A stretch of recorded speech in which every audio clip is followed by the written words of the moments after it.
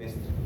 Profesor, ¿cómo sabemos o no nos han confirmado si es que en el examen práctico, así como por ejemplo en el examen parcial, en el práctico nos pusieron imágenes de los parásitos para identificar? Aún no sabemos si es que en el práctico de este penal va a haber imágenes. O sea, no, la doctora Roxana me llamó a preguntar, me dijo, ¿no iba a haber imágenes? Yo le dije, no, lo que no iba a haber es láminas. Imágenes sí puede haber. Claro, o sea, igualito que la vez pasada. De que puede haber. De que va a haber, no lo sé. ¿Me entienden? O sea, todo lo que hemos hecho durante el curso, ustedes de repente puede haber una imagen por ahí, ¿no? Solamente que esta, claro, pueden haber imágenes, pero como les digo, y una vez más, si es que les vienen imágenes en el examen, va a ser las más bonitas de las más bonitas, ¿ya? Para que ustedes puedan reconocer fácil el parásito.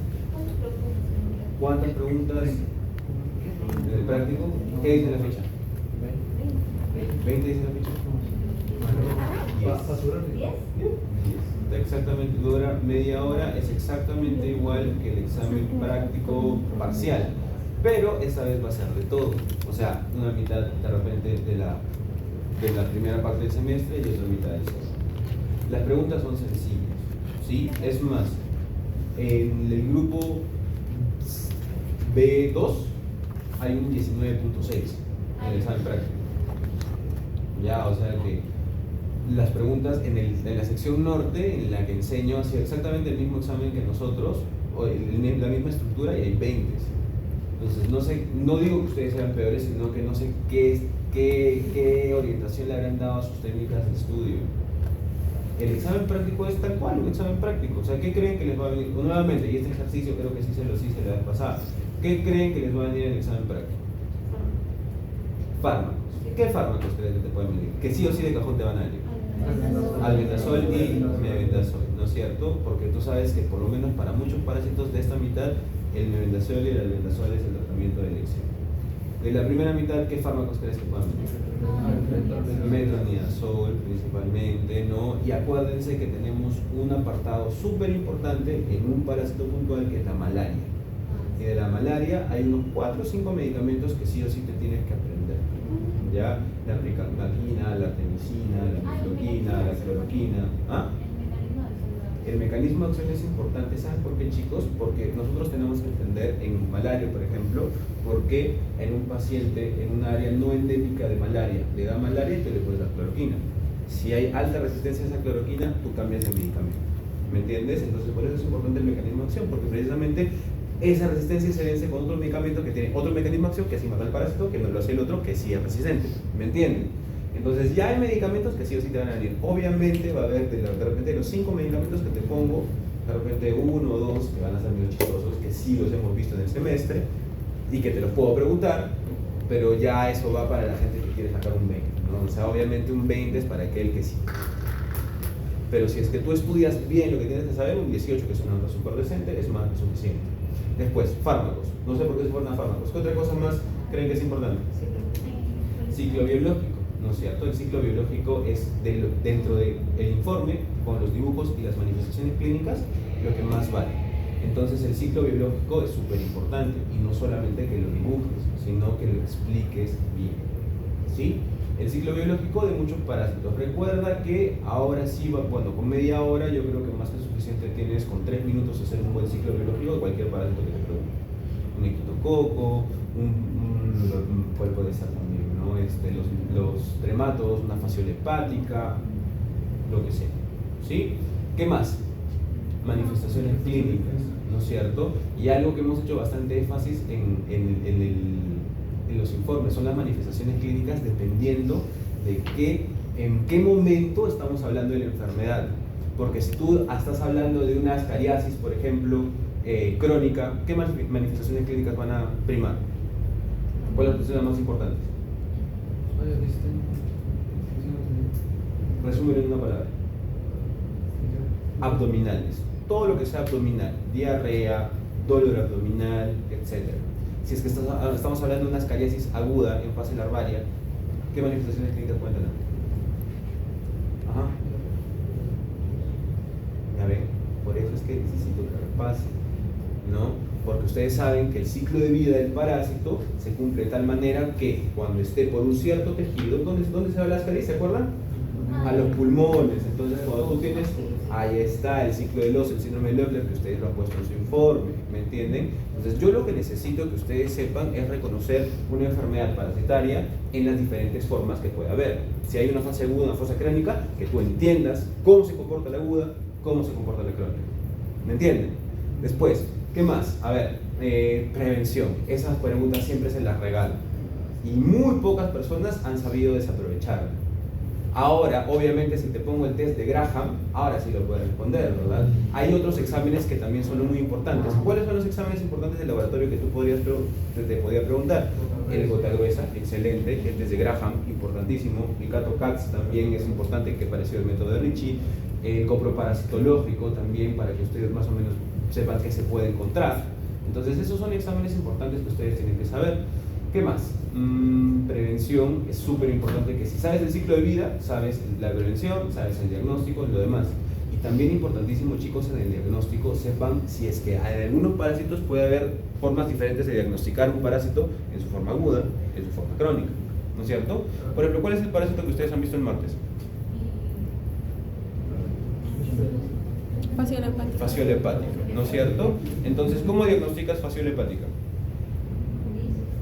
¿Con ELISA? Coproparasitológico. El PAS-2 es lo que te decía tu vídeo. Coproparasitológico. El coproparasitológico, ¿no es cierto? Y para determinar la carga parasitaria, ¿cómo lo llaman?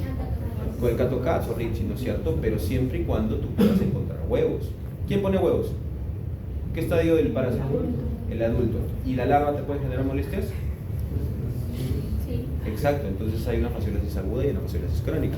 En la crónica tú vas a buscar los huevos. En la aguda, ¿tú crees que haya huevos? No, entonces, ¿qué vas a hacer? ¿Cómo cuál? Ahí está. ¿Ves? Solamente todo lo que te he dicho ese semestre. Piensa, nada más. Piensa, tienes que pensar. O sea, si tú te haces memorizar las cosas, al momento que te las pregunte desde un punto de vista interpretativo, puedes fallar.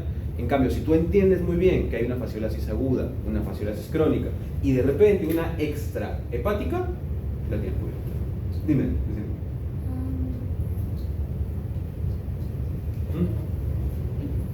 Ya ven, entonces el examen no tendría por qué ser menos de 18.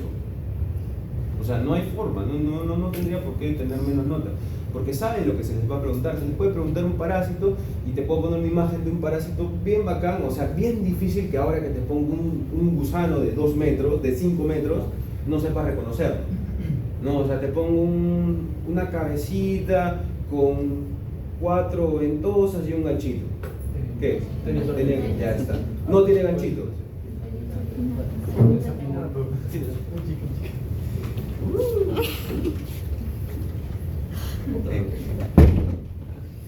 Entonces, ya saben, entonces es súper importante que ustedes también, las imágenes, como les digo, son precisamente orientadas a los parásitos que ustedes tienen que reconocer, pero no van a ser muy rebuscados.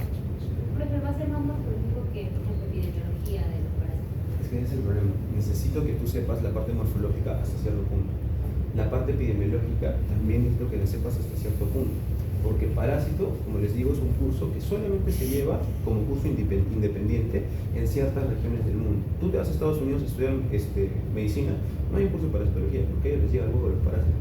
Nosotros tenemos un montón de enfermedades parasitarias. Es por eso que se separa de la parte microbiológica, por eso hay un curso de microbiología y un curso especial de parasitología, porque nosotros tenemos un montón de parásitos que necesitamos reconocer.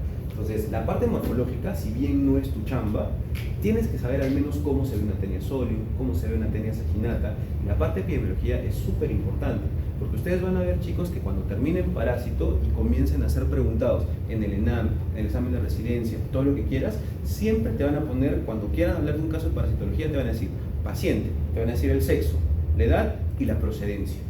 Y esa procedencia que te van a dar, sí o sí, es un dato para que tú sospeches de algún parásito. Te van a decir de Amazonas, de Arequipa, de Junín, de Lima, o de repente provincias de Lima. Y ya ahí tú ya vas viendo, provincias de Lima, de repente se me escapa, este parásito no creo que sea. Hasta ahí ese dato tú ya más o menos ya vas cortando justamente opciones.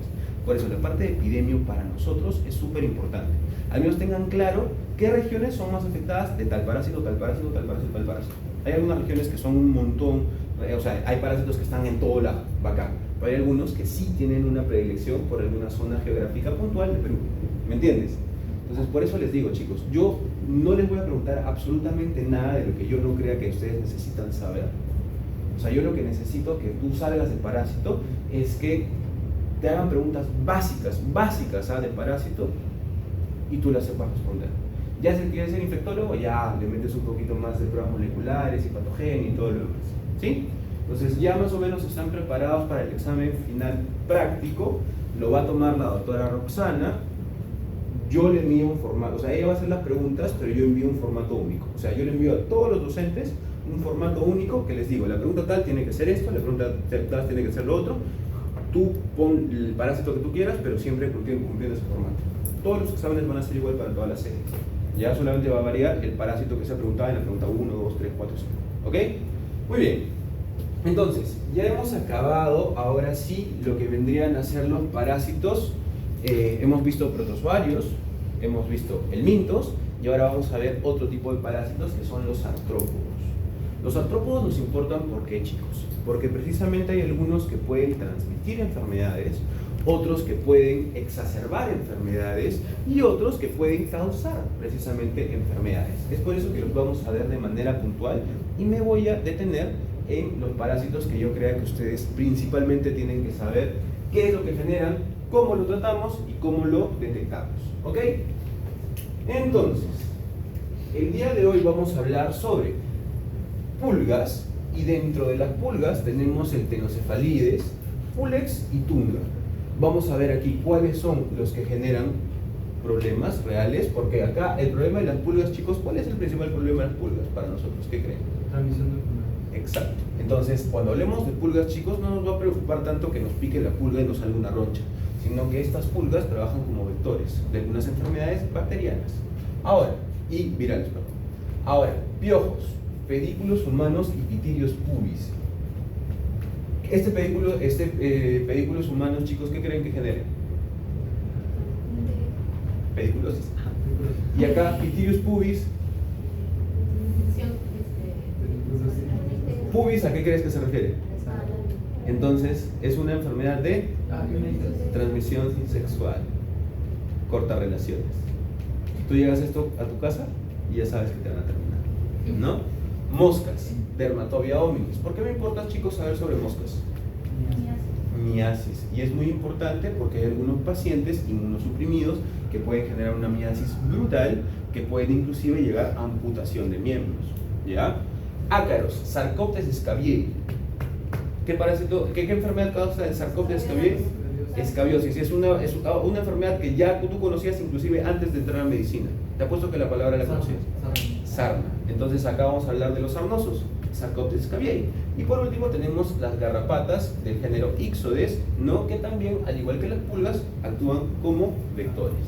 Entonces, acá vamos a hablar, chicos, de algunos de los artrópodos más importantes y ya en la teoría vas a profundizar un poquito más de otros que no estamos mencionando aquí. ¿Ok? Ahora, quiero que vean el siguiente video para que vean un poquito sobre algunos artrópodos. En ocasiones no ponemos atención a nuestra salud cuando enfrentamos un ligero resfriado. Sin embargo, debes estar atento a los síntomas, ya que podrías estar enfrentando otra enfermedad y no saberlo. Hablamos de la fiebre de las montañas rocosas, que es conocida como rickettsia o fiebre manchada, la cual puede confundirse con otros padecimientos y puede ser mortal si no se atiende a tiempo. La rickettsia es una infección bacteriana que se transmite por la picadura de la garrapata, pulgas o piojos infectados que se pueden encontrar en animales como gatos, perros y ratas. Cabe decir que la mayoría de las infecciones proliferan entre la temporada de primavera y verano, además de que este padecimiento no se transmite de persona a persona. De hecho, se le llama fiebre manchada porque esta infección bacteriana se manifiesta con manchas y salpullido en la piel. Aunado a ello, estos son algunos de sus síntomas: fiebre, dolor de cabeza, dolor muscular, rigidez de cuello, erupción en la piel, dolor de estómago, falta de apetito, náuseas y malestar general. En casos más graves, la rickettsia puede llegar a afectar a tal grado de dejar manchas de color morado o rojo oscuro parecidas a la de la gangrena, lo que podría desencadenar a una amputación en el lugar dañado o pérdida auditiva, afectar la capacidad mental y provocar una parálisis. Pero ¿existe alguna cura? Afortunadamente, existe una cura que debe ser atendida únicamente por médicos, en la que se suministran antibióticos para erradicarla. ¿Cómo podemos evitarla? Para evitar cualquier contacto con este tipo de garrapatas, pulga o piojos infectados, en el caso de que tengas mascotas, evitar que estén fuera del hogar por mucho tiempo, así como bañarlo cada 3 semanas, pasearlo con correa y revisar su pelaje constantemente. En casa, debes mantener la limpieza, tirar muebles que estén demasiado viejos o desgastados, evitar matorrales o, en su caso, cortar el césped, eliminar la basura. Si hay plaga de ratas, tratar de erradicarlas o fumigar y tender la cama todos los días. ¿Habías escuchado alguna vez de esta infección bacteriana? Tenemos en los comentarios. Precisamente por esa pregunta final que hacen de ¿habías escuchado de esta enfermedad? Es precisamente porque no es muy frecuente. Simplemente es para enfatizar, chicos, que esta rickettsiosis es transmitida precisamente por un vector.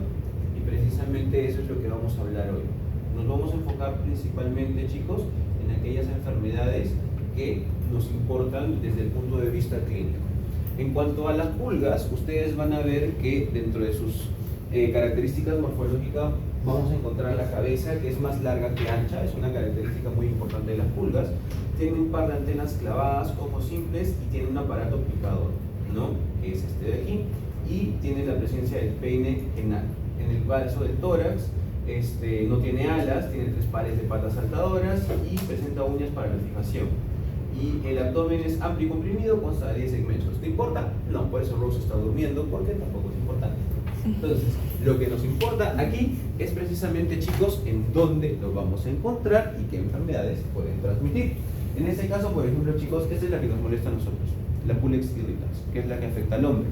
Tenemos también nosotros a la Tenocefalides canis, ¿no? Que es la pulga del perro, y la Tenocefalides felis. Imagínate que esta desgracia sí me preguntaban en mi examen final de parásito. Me hacían diferenciarlo. ¿Sabes cómo diferenciabas? Precisamente por cómo estaban estos pelitos de acá. Cuando es más vertical, más horizontal, perdón, es la pulga del gato. Cuando es más vertical, es del perro. Tenemos también la Xenopsilia chopis. ¿Por qué es importante esta Xenopsilia chopis, chicos? La Yersinia pestis. Exacto, es el vector de la peste, ¿no es cierto? Y tenemos la Tunga penetrans también. ¿Por qué es importante esta? ¿Qué enfermedad transmite?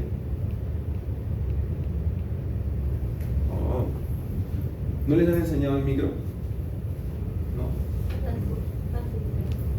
Lo que quiero que ustedes recuerden de acá, chicos, precisamente de la pulga, es que normalmente no es necesario determinar cuál pulga es, ¿no? Sino más que nada conocer un poquito su ciclo de vida. Nosotros vamos a ver acá el tipo de metamorfosis que tiene. Vamos a explicar primero el ciclo de vida y de ahí ustedes, con sentido común, me van a decir qué tipo de metamorfosis. Les voy a decir qué tipos de metamorfosis existen y ustedes con sentido común me dicen cuál es la que hay aquí.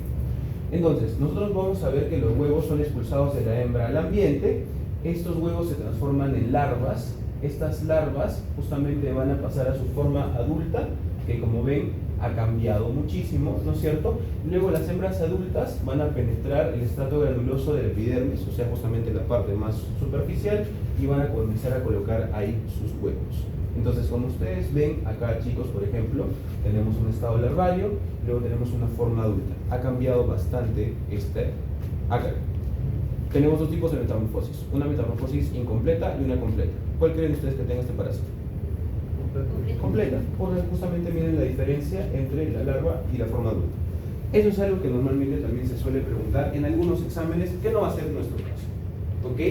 En el caso de los piojos, esto sí es súper importante, chicos. Si quieren, levantan la mano. ¿Alguna vez ustedes de chiquitos han tenido piojos? ¿Ya ven? Yo no. Pero lo importante, chicos, es que esta es una enfermedad muy importante porque es muy transmisible. Y les pregunto, ¿dónde ustedes se contagiaron de los piojos? En el nido, o en la primaria, o en el kinder, ¿no es cierto? Entonces ahí, con ese sentido común, ya vamos a estar pensando de qué pacientes son precisamente los que están más susceptibles a desarrollar justamente estos piojitos, ¿no? En el caso de los piojos, chicos, vamos a ver que existen diferentes tipos. Tenemos al piojo de la cabeza, que es precisamente el pedículus humanus o pedículus capitis, que es el que se va a adherir justamente al cuero cabelludo, ¿sí? Y ese lo vamos a tener que tratar precisamente con peines especiales para poder retirarlo, ¿no? Este parásito, ¿cuál es la principal manifestación clínica que creen que genera este parásito? La comezón intensa. ¿En qué parte? En el cuero cabelludo, ¿no es cierto? Ahora, este que parecen esteroides, ¿cuál creen que es? El Pityrius pubis, ¿no es cierto? ¿Y en dónde va a estar? En la zona genital, ¿no es cierto? También puede estar en la barba dependiendo de qué hagas, ¿no? Cuando te diviertes. Pero lo importante, chicos, es que ustedes tengan en consideración que estos dos al final van a generar las mismas manifestaciones clínicas, pero su ubicación es predominantemente en donde dice su nombre: capitis, el cuero cabelludo; pubis, justamente la ladilla, que es precisamente en la zona genital. Dímelo, Sanita. Profesor, y para el tema de tratamiento para esos parásitos, porque, o sea, pucha, hasta ahora no recuerdo muy bien cuál era el tratamiento. Literalmente, a veces hasta me hablaban de vagonear la cabeza. No vagonear, o sea, el vaigón sí puede funcionar en realidad si te pones a pensar en su mecanismo de acción, pero existen diferentes fármacos antiparasitarios que se pueden utilizar tanto en enfermedades. Por ejemplo, el ivermectin es un medicamento que podríamos utilizar. Ya no me vendas todo eso, si se pusieran, por ejemplo, un caso clínico, bueno, ya para teórico, de un niño que está presentando piojos, ¿qué se, o sea, ahorita lo vamos a conversar porque quiero llegar a la parte final de lo que vendría a ser la sarna, para que ustedes más o menos vean cuáles son los medicamentos que podemos utilizar, ¿ok? Pero aquí lo importante, chicos, es que ustedes recuerden que estos parásitos van a generar las mismas manifestaciones clínicas. Acá tenemos el pedículus corporis, que va a estar justamente en las zonas ya más periféricas de la piel, en los vellos nosotros precisamente que tenemos, pero lo importante, o también en las axilas, como bien está diciendo Luciana, ¿no? Lo importante que ustedes quiero que sepan aquí es que al final las manifestaciones clínicas son similares, solamente va a variar dependiendo de su nombre, la ubicación, ¿no? Eso es lo importante, chicos, en cuanto a los piojos. Ahora, en cuanto a las moscas, chicos, es muy importante que ustedes sepan que van a generar una enfermedad muy importante que se llama la miasis. Y la miasis generalmente suele afectar al tejido cutáneo. Entonces, la miasis cutánea es la forma clínica más frecuente y según sus manifestaciones clínicas se divide en miasis forunculosa o traumática. Acá, por ejemplo, nosotros vamos a ver la miasis forunculosa. En América, la causa más frecuente de miasis forunculosa es producida por la larva de la mosca Dermatobia hominis. Entonces, ¿qué es lo que va a ocurrir aquí, chicos? Precisamente en los pacientes que no tienen buenos hábitos de higiene, van a venir las moscas, van a colocar sus huevos y aquí van a comenzar a crecer las larvas. Esas larvas van a comenzar a migrar y generar estragos en el tejido debajo de la piel, ¿no es cierto?, en la epidermis, y lo que va a generar es precisamente este tipo de lesiones, ¿no? En el caso del cabello, por ejemplo, estamos viendo que el paciente tiene alopecia y el tratamiento es bastante sencillo. ¿Qué creen que vamos a tener que hacer para tratar a este paciente? Extirpar. ¿Cómo lo vamos a extirpar? con vaselina? ¿Por qué no con agua? Porque eso no evita que la... En realidad, más o menos va por ahí. Lo que ocurre, chicos, es que es este huequito. ¿Para qué sirve? Tapa el oxígeno. Para que respiren, precisamente. Entonces, ¿qué es lo que vas a hacer tú? ¿Cuál es la estrategia que tenemos nosotros para curar esta miasis? Siempre y cuando nosotros podamos contabilizar los parásitos, porque como les digo, hay miasis masivas, ¿no?, en las que ya va a ser muy difícil tratar a los pacientes, pero normalmente se dan en miembros, ¿no?, superiores, inferiores, y en pacientes inmunosuprimidos. El tratamiento es bien sencillo. Lo único que tú vas a tener que hacer es utilizar una sustancia oleosa, dentro de ellas la vaselina. Vas a coger, vas a tapar el hueco y solito vas a ver que el parásito, la larva, va a comenzar a salir. Una vez que sale el parásito, con mucho cuidado vas a tener que extirparla. ¿Por qué? Porque precisamente la larva, acá no sé si se ven en las fotitos, en el anterior, tiene estos ganchitos, ¿no? Entonces, ¿qué es lo que tú tienes que hacer? Vas a ver que la larva si es que tú la quieres jalar sin taparla, como tiene estos ganchos, vas a jalar y se va a romper. Entonces va a volver a crecer la larva y no vas a beneficiar nada al paciente. Por eso es que tú, al colocar acá en el orificio respiratorio de la larva esa sustancia olosa, ¿qué es lo que va a hacer la larva?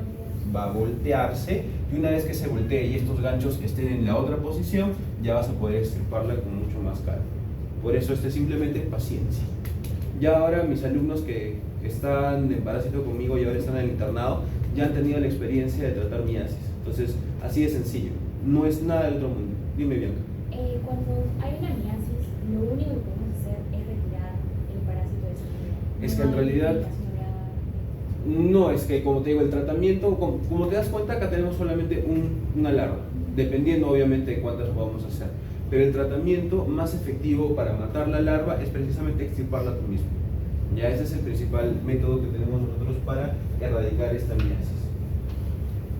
Muy bien, acá vamos a continuar en los ácaros y garrapatas. En lo que respecta a los ácaros, chicos, tenemos al Sarcoptes scabiei.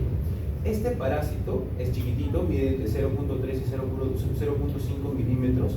El cuerpo es de aspecto globoso, como podemos ver acá, está conformado por dos regiones, el natostoma y el ileostoma. El natostoma se observan los quelíceros, que acá podemos observarlos, ¿no es cierto? Como pincitas. Y las patas anteriores se encuentran mucho más desarrolladas que las patas posteriores. Las hembras presentan ventosas flores. Lo que yo quiero que tú te acuerdes en cuanto a esta enfermedad, chicos, es que genera una enfermedad llamada ¿qué? Sarna. ¿De qué país? No, Noruega, así se llama, ¿ya? Sarna noruega, la famosa sarna. Entonces, ¿qué es esta sarna, chicos? Justamente esta sarna es generado, en este caso, por el ácaro ya adulto, ¿no? Y lo que va a hacer este ácaro es que para poner sus huevos va a tener que penetrar en la epidermis. Y ahí, mientras va acabando este túnel, va a ir dejando sus huevos. Estas lesiones son hiper, mega, recontra, ¿cómo se dice la palabra? Que generan picazón. Pruriginosas, ahí están, gracias chicos. Son lesiones altamente pruriginosas. Entonces, esta es una enfermedad que ustedes van a ver con muchísima frecuencia, ¿ya? La sarna es una enfermedad que ustedes van a ver con muchísima frecuencia en aquellos pacientes que viven en lugares hacinados, que no tienen buenos hábitos de higiene. ¿Y qué es lo que les van a relatar estos pacientes normalmente? ¿Qué creen que les podrían decir estos pacientes? ¿Cuál es el principal síntoma que estamos diciendo que tienen estos pacientes? Prurito. Entonces, la palabra, lo que ustedes tienen que preguntar después de ese prurito es ¿en dónde le pica? ¿Dónde creen ustedes que sean? ¿Qué tienen en común, mejor dicho? La parte de las axilas, el pecho, en el caso de las mujeres, debajo del pliegue de las mamas, en las manos, en los pies, detrás de las rodillas. ¿Son más cálidos? Exacto. Las zonas con pliegues, chicos, las zonas flexoras. Ahí suele estar el parásito. ¿Ok? Ahí es donde te va a decir el paciente que va a tener esta picazón intensa. Cuando tú examines, vas a ver que las regiones son levemente descamativas y pálidas y son altamente pruriginosas. Por eso es que, ¿qué les digo yo y qué les recomiendo, chicos? Cuando ustedes piensen en una sarna, le preguntan, señor, ¿en dónde le pica? Te comienza a relatar zonas de pliegue. Lo primero que debes hacer, ¿tú qué crees que es? Chequear. ¿Pero cómo lo chequeas? Acuérdense que tienen que ponerse guantes, chicos. Es crucial porque esta enfermedad es altamente contagiosa. También, por ejemplo, están los pliegues interdigitales, también es importante. Por eso es que les decía que tienen que ponerse guantes al examinar.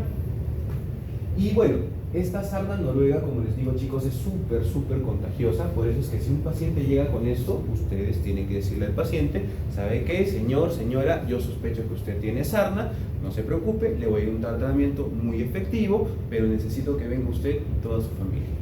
¿Para qué? Para darle el tratamiento, porque como les digo, si una persona en la familia, en la casa tiene, muy probablemente todos tengan. Entonces, así como hablamos de la tricomona, tú no puedes tratar a una persona si no tratas a la pareja. Acá también, tú no puedes tratar a un miembro de la familia si no trataste a todos, porque se va a volver a reinfectar. El tratamiento es súper sencillo. Se llama permetrina, ¿sí? Es un frasquito y tienes que tener muchísimo cuidado. ¿Por qué?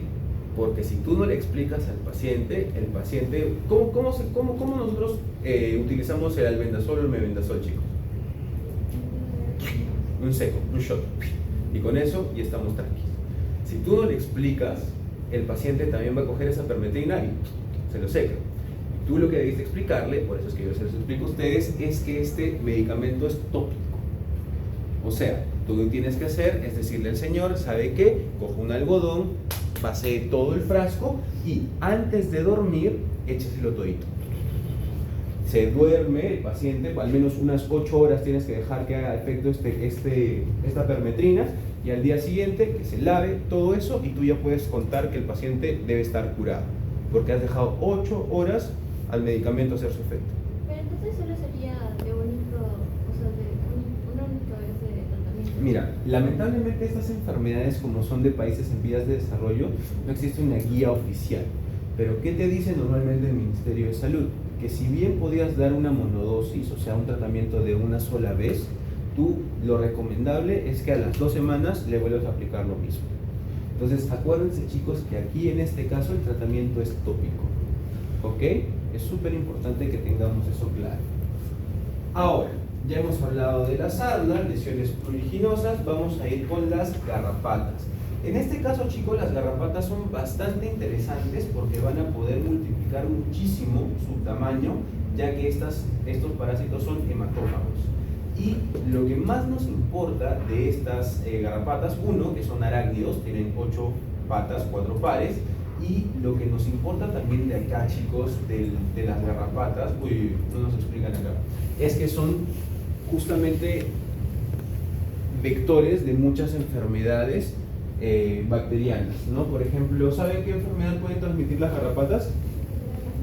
Una bacteria muy importante, no para nosotros tanto, pero más para Europa, por ejemplo. Borrelia burgdorferi, la famosa enfermedad de Lyme, ¿ya? Es justamente una enfermedad que tiene manifestaciones clínicas neurológicas, es altamente mortal y se transmite por las garrapatas. ¿Qué es lo bueno? Que nosotros, como peruanos, no tenemos mucha enfermedad de Lyme, ¿ya? Como les digo, lo que más me importa de esta clase práctica, chicos, es que ustedes se acuerden de los que más nos afectan a nosotros. Y esos son, en primer lugar, la sarna. En segundo lugar, tenemos a la pediculosis, justamente a los piojos, y a la miasis. Las garrapatas no me afectan tanto porque, como ustedes saben, estas garrapatas no son muy frecuentes en nosotros, en nuestro medio, no son unos vectores que nos interesen mucho, ¿no? Y tampoco las pulgas, porque ya ustedes saben que la peste está casi erradicada. Es más, nosotros estamos peleándonos con la profesora de infecto que saque de su malla peste, porque ya no hay casos de peste. ¿Para qué le estamos enseñando si ya no hay? ¿Me entienden? Entonces, eso es más que nada lo que les voy a preguntar, chicos. A mí me gustaría que ustedes enfoquen más que nada sus energías en lo que viene a ser piojos, miasis y sarna. Profe, entre la sarna y el miasis, entonces su único mecanismo es transmotor. Claro, justamente ellos, las manifestaciones clínicas que generan es por su propia migración debajo de la piel. La diferencia es la cantidad, porque acuérdate que la larva es grande, ¿no es cierto? Y puede ser única. En cambio, estos desgraciados que estamos hablando de la sarna, acá, vas a ver que van a ir dejando bastantes huevecitos. El que te genera el problema en la miasis es la larva. Tú sabes que la larva, como no es la forma adulta, no va a poner huevos. En cambio, acá te genera el problema el adulto. Pone huevos, entonces va a comenzar a replicar y vas a tener un montón de sarcóptes aquí generantes de la lesión. Por eso es que esto es mucho más prevalente y mucho más sintomatológico que la miasis. ¿Sí? Muy bien, chicos, entonces ya con esto podemos acabar y les cuento una buena noticia. El día de hoy no hay informe. Exposiciones. Entonces, lo que quisiera saber, por favor, es ¿quiénes faltan exponer? Vamos a contar las exposiciones. A ver, les digo. Vamos a...